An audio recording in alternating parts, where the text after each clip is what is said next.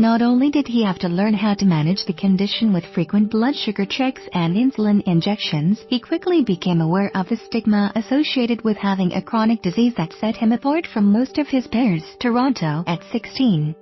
I didn't want to show it in front of my friends. I didn't want to seem uncool, said the Montreal University student, now 22. Michael Wright was shocked to learn he had developed type 1 diabetes. You can't really be subtle about it. I was kind of embarrassed to do the injections in front of people because it's visual. Doing it in the cafeteria with everyone around me was kind of unsettling, admitted Wright. I had to inject anytime I ate anything, whether a snack or a meal, anything with carbohydrates. I had to count and give injections accordingly. Intense physical activity can also play havoc with blood sugar levels. Wright, who played hockey and soccer, found it upsetting when he would have to bench himself periodically during a game to stabilize his glucose. I wanted to play. Type 1 diabetes is an autoimmune disease that attacks the pancreas, leaving critical cells in the organ unable to secrete insulin that naturally regulates blood glucose levels related to food intake. The disease differs from type 2, which occurs when the body becomes resistant to insulin or when the pancreas stops producing enough of the hormone. Genetics and environmental factors, such as excess weight and inactivity, are thought to be contributing factors. While type 1 affects only 10% of all diabetes patients, more than 90% are under age 25. For teens and young adults with type 1 diabetes, stigma surrounding the difficult-to-manage condition can be a major issue at a time when they are faced with the stresses of going to school, figuring out their career path or starting jobs, as well as embarking on romantic relationships, said Dr. Kabari Dasgupta of the Research Institute of the McGill University Health Center.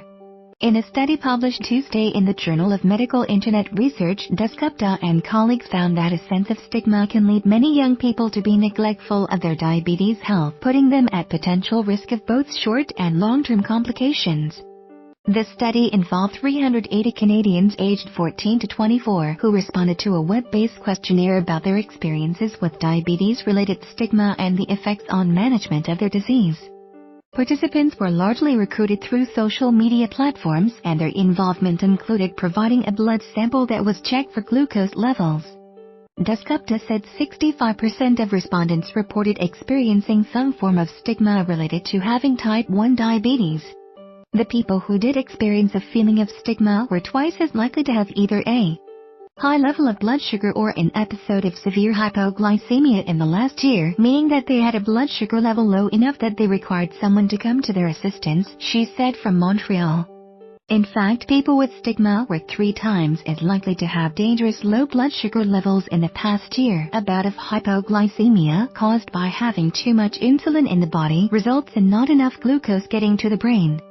You could even die, said Dasgupta, noting that the opposite danger is repeatedly having too little insulin and high blood sugar, which can damage blood vessels and lead to blindness, kidney failure and cardiovascular disease over time, causing confusion, slurred speech and potentially loss of consciousness.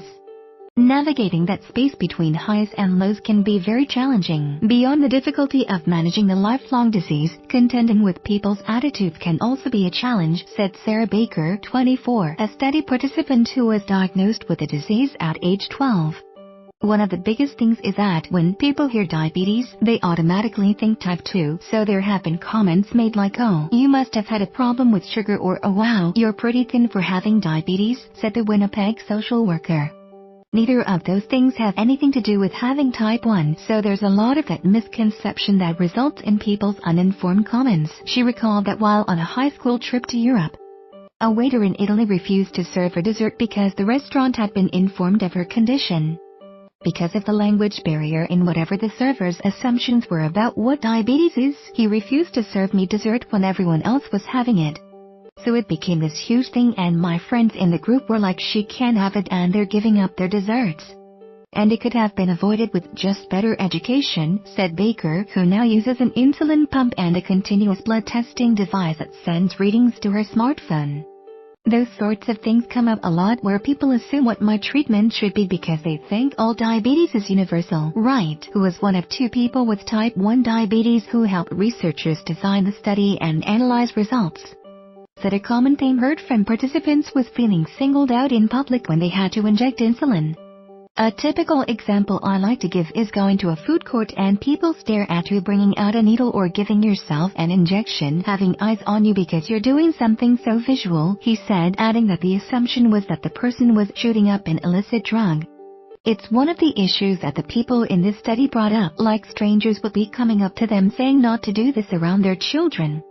Or, why are you doing this in a public place? As a result of the study, the researchers helped put together a virtual private network (VPN), a Facebook community where members can support each other, reducing the sense of isolation that stigma surrounding their disease can cause. To have a place where we can interact easily with each other is really beneficial. It's helped a lot of people so far, said Wright.